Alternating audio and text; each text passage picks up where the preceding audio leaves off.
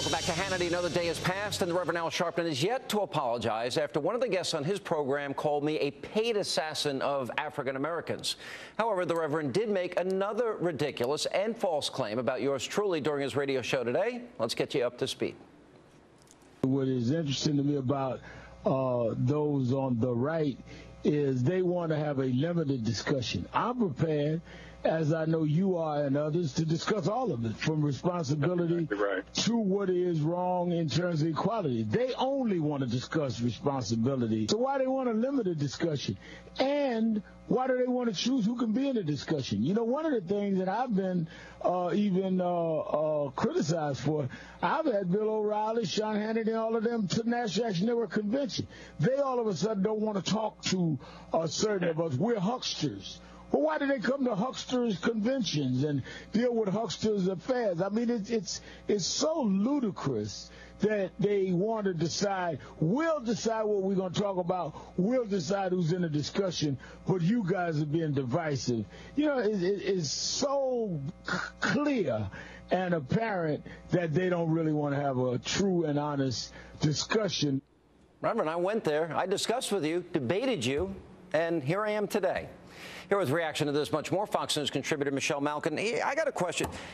You think Al Sharpton's ever created a job with all this activism? Has he prevented a life from being taken with all this activism? Has he united anybody? Has he solved any problems among any groups over the years that you know of, Michelle? Al Sharpton has blood on his hands. He's ruined lives. He's been one of the worst purveyors of racial divisiveness and hate in my lifetime. And how can you expect an ounce of honor from a man who doesn't have it? Certainly, he's not going to go out of his way to try and defend yours or to be a stand-up guy. I love you like a brother, Sean, and I was very dismayed when you made that decision, and I know you made it out of good faith to attend the National Action Network. But this guy is a shakedown artist who hates cops, who hates whites, who hates Jews, who has stoked his rent-a-mob to murder Yankel Rosenbaum, to destroy the life of Stephen Pagonis when he lied about Tawana Brawley, and who has done nothing but foment the very kind of anger that he is now accusing you, a once quote-unquote friend of. And I think the lesson here is something that I have tried tirelessly to remind all conservatives. If you get in a snake pit, you will be bit. And conservatives have been far too nice to these people in a good faith effort to try and have honest race relations. You can't with somebody who is a demagogue and who is evil. You know, maybe you're right. Maybe I made a mistake, and I'm willing to.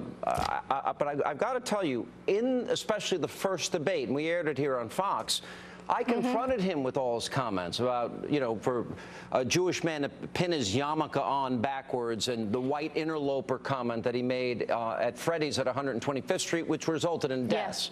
Yes. And you know what? I'm going to say to him, if this is a battle he wants to fight every day, I'm going to remind everybody, not of one isolated incident, but of a history of vitriol out of his mouth. For example.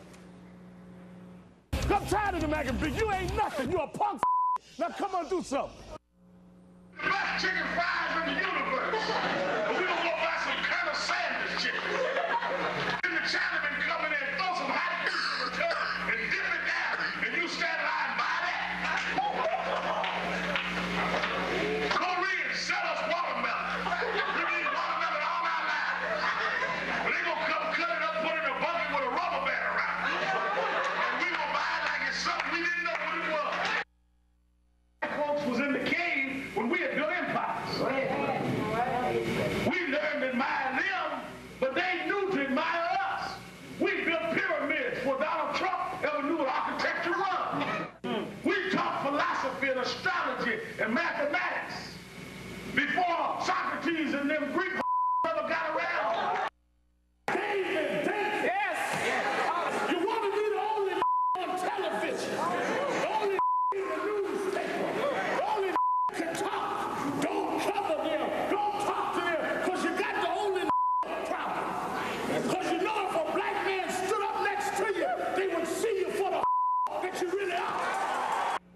if it wasn't so sad and incendiary, it would almost be like a Saturday Night Live skit. It's so over the top.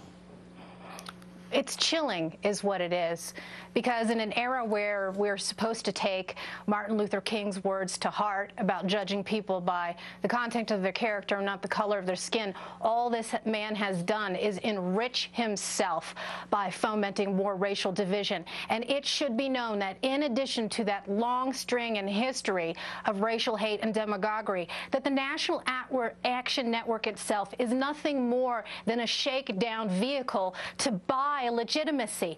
And you have the fact that everyone from President George Bush to Newt Gingrich to Al Gore to every Democratic presidential candidate in the 2008 election and preceding it has kissed the ring of this race charlatan. And now he has reinvented himself. He thinks he can lose weight, put pancake makeup on, and all of a sudden he's respectable. You do that, Sean, and you remind people every day of where this man came from and warn people not to make the mistake of being an enabler of Al Sharpton, but be a disabler of his demagoguery. Just so you know, I've tried Michelle, to do it as much as often over the last 20 years, and I know you have too, Sean. I brought those tapes with me when I debated him.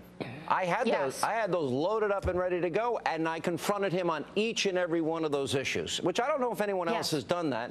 And we've got the tape. We can go back to that one day. What do you make of the fact that NBC News, Tom Brokaw, Matt Lauer, the $25 million man, Brian Williams, he is now a host on their news channel? What do you make of that? That's right, and that's where this debate needs to shift now. As I have said, and so many of our friends have said in the conservative media watchdog world, Newsbusters and Media Research Council have been great watchdogs of this demagogue. It is up to corporate media, the people who are always paying lip service to diversity and tolerance, to finally hold themselves accountable for their own enabling. And if they won't do it, then viewers and people of good faith who believe in honest racial relations have to do it. Call them to the carpet. Take action. You're not going to get an apology, but this is a moment, a turning point to make this man responsible. All right, Michelle Malkin, thanks so much for being with us.